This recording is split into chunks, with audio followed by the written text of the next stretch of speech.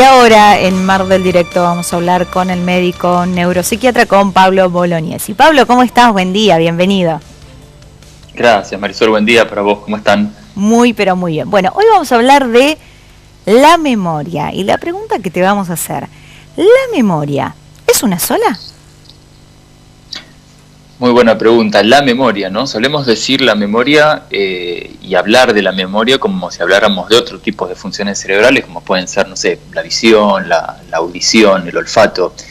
Sin embargo, existen totalmente diferentes tipos de memoria, ¿no? Incluso cada uno de estos tipos de memoria son procesados en diferentes áreas cerebrales. Y cuando hablamos de la memoria, estamos hablando de uno de los aspectos cerebrales más complejos, ¿no? Uno de los aspectos humanos más complejos, como son los recuerdos. Yo siempre digo que los recuerdos son los que nos permiten ser quienes somos. Yo te pregunto, Marisol, ¿qué es lo que hace que vos seas quien sos o que yo sea quien soy? Son nuestros recuerdos, porque nuestros recuerdos nos dan identidad, nos permiten comprender el mundo, nos permiten interactuar con el mundo, y ahora vamos a ver por qué. Esto es gracias a la complejidad de lo que llamamos memoria, con sus diferentes tipos y sus diferentes características. Yo hoy te voy a nombrar 4 que son por ahí las más importantes, las más notorias para demostrar esta diferencia entre los tipos de memoria. Primero tenemos una memoria que se llama memoria episódica. Como su nombre lo indica, la memoria episódica es donde almacenamos experiencias, nos permite guardar hechos, cosas que ocurrieron. Son recuerdos que tienen un cuándo y tienen un dónde. Ese cuándo y ese dónde será más preciso, menos preciso. Podrás quizá decirme un día o hora exacta y el lugar exacto, no sé, donde nació un hijo, o el día que te recibiste, o el día que te casaste, o podrás ubicarlo temporoespacialmente de una forma más o menos precisa, pero tienen ubicación temporoespacial.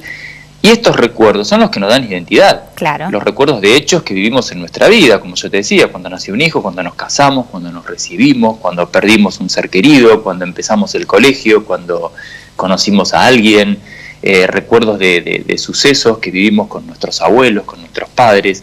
Eso es lo que nos da identidad. Después tenemos otro tipo de memoria que se llama memoria episódica. En esa memoria episódica nosotros almacenamos conceptos. Acá no hay un cuándo y un dónde. Por ejemplo, un concepto puede ser comprender lo que es una silla, comprender lo que es un automóvil, comprender lo que es una rosa, o que París es la capital de Francia, o que es Mar del Plata, ¿no? Son conceptos, no tienen ubicación temporoespacial, pero son fundamentales para comprender ni más ni menos que el entorno que nos rodea, ¿sí? Comprender el mundo, como yo te decía. Bien. Después tenemos una memoria que llamamos memoria procedural, que es una memoria, digamos, semiconsciente, que es la que nos permite guardar procedimientos, ¿no? Ajá. Yo puedo recordar cómo prender un botón, puedo recordar cómo manejar un automóvil, puedo recordar cómo usar el control remoto del televisor.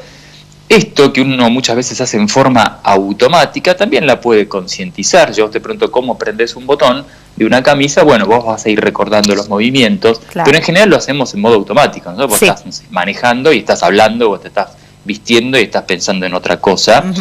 Y esta memoria procedural es la que nos permite interactuar con lo que nos rodea. Si yo no supiera cómo manejar un elemento que tengo al alcance de mi mano, no podría utilizarlo. Bien. Y después te voy a nombrar un cuarto tipo de memoria, que es la memoria de trabajo, que depende mucho de la atención.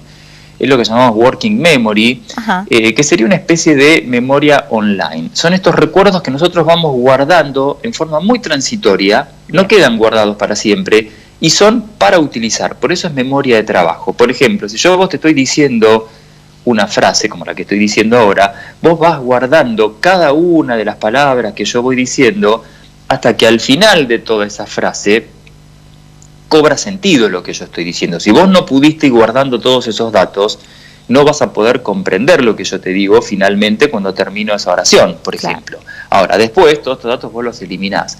Y nos sirve mucho, por ejemplo, para hacer cálculos, nos sirve mucho, por ejemplo, para recordar, yo te digo un teléfono, por favor, podés, Marisol, marcar este teléfono, y te doy una secuencia, ¿no?, de números, vos la recordás, marcás el teléfono. Ahora yo te lo pregunto, no sé, el 5 de junio, ¿cuál era el teléfono que te dije ese día? No te vas a acordar. No, ¿sí? Obvio. Así que bueno, ahí porque es algo que yo ya procesé, memoria, ¿no? Que sabía que lo tenía que procesar por ese momento y ya después lo eliminé. Claro, vos lo tenías que usar para algo, ¿no? Es un dato que a vos te servía para algo, lo mantenés, como gráficamente online decimos, ¿no? Lo mantenés en la memoria durante un tiempo y después es eliminado porque no tiene mayor relevancia. Vos sabés que lo que hace que guardemos un recuerdo en general, que este es un gran tema para hablar otro día, es la carga afectiva que tiene ese recuerdo. Un recuerdo con una carga afectiva, como puede ser, por ejemplo, el día que nació tu hijo, obviamente que lo vas a guardar probablemente para siempre, salvo que tengas una patología.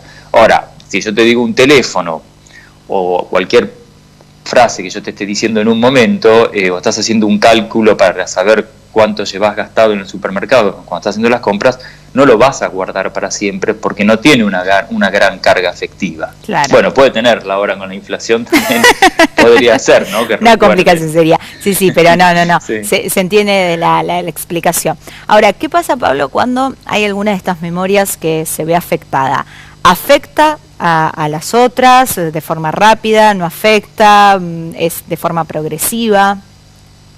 Bueno, depende de qué tipo de enfermedad hablemos, de qué tipo de lesión hablemos, pero tranquilamente puede estar afectado un tipo de memoria y otro tipo de memoria estar preservado. Esta pregunta que vos estás haciendo es muy importante para graficar esto que decíamos al principio, ¿no? No existe un solo tipo de memoria, que incluso la base de esto es que tenemos diferentes áreas procesando cada uno de esos tipos de memoria. Entonces yo puedo tener una lesión en un área que afecta un tipo de memoria y otra área cerebral que procesa otro tipo de memoria está sana, está preservada, y entonces yo mantengo esa función de recuerdo normalmente actuando, ¿no? Entonces, esto es lo que hace, por ejemplo, que de repente un paciente con Alzheimer pueda no recordar lo que es un tenedor, pero puede usarlo, puede comer perfectamente. ¿Por qué? Porque su memoria procedural del procedimiento de agarrar comida con un tenedor y llevárselo a la boca está preservada. Ahora,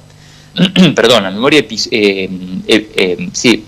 semántica que le permite guardar ese concepto y entender lo que es un tenedor no está preservada, tiene una anomia, no puede nombrarlo, entonces quizá no pueda hasta reconocerlo, pero sí puede usarlo.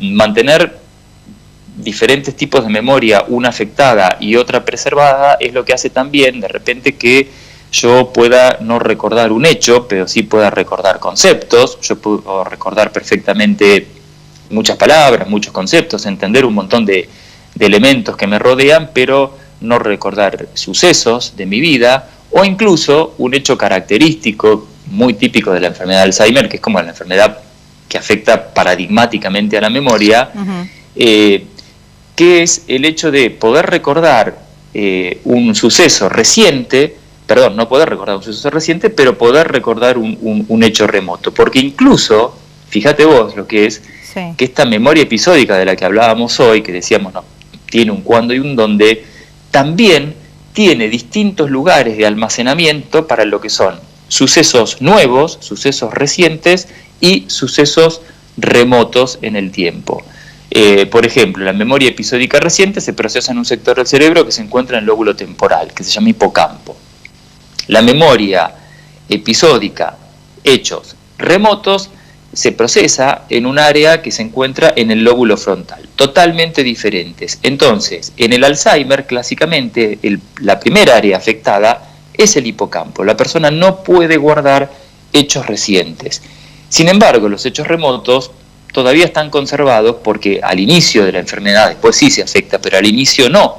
Entonces esto es lo que hace que de repente vos te encontrás con un familiar y le preguntás si ese paciente está con un problema de memoria y te dicen, no tiene problema de memoria porque recuerda perfectamente un montón de hechos que ocurrieron hace muchos años. Claro. Ahora, repite 10 veces lo mismo, me pregunta todo el tiempo lo mismo, no se acuerda lo que le dije hace 10 minutos. Para mí es que no presta atención. No es que no presta atención, es que no puede guardar en su memoria hechos recientes porque el área que procesa la memoria episódica reciente está afectada, tiene una pérdida de neuronas y entonces no puede guardar hechos recientes. Por eso sí, tranquilamente puede afectarse un tipo de memoria y estar preservado otro tipo de memoria.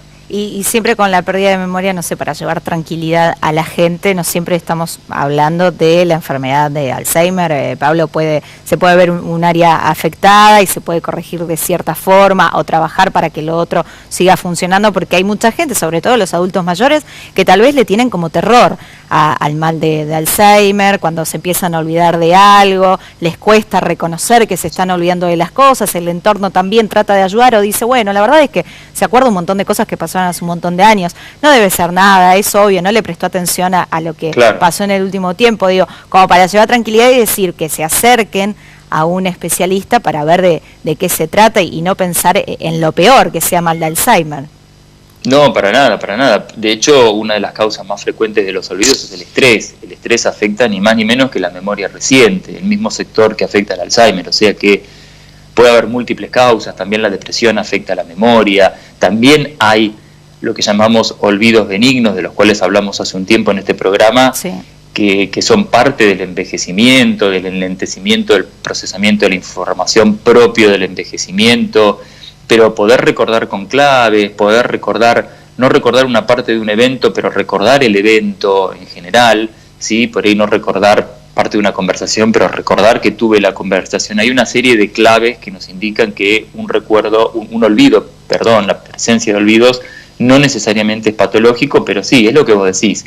Ante la presencia de olvidos, ante la preocupación, no tratar de normalizarlos, no negarlos, tampoco desesperarnos, entrar en pánico, hay que consultar con un especialista, hay que evaluarlo y si detectamos que hay un problema, que hay una patología, cuanto antes la tratemos, el pronóstico es muchísimo mejor, ¿no? Cuanto antes empecemos a estimular, a proteger ese cerebro, mucho mejor el avance de estas enfermedades se puede enlentecer muchísimo cuando es detectado a tiempo y cuando es tratado en forma correcta, pero siempre con ayuda profesional. Obvio, el tiempo es fundamental. Pablo, muchísimas gracias.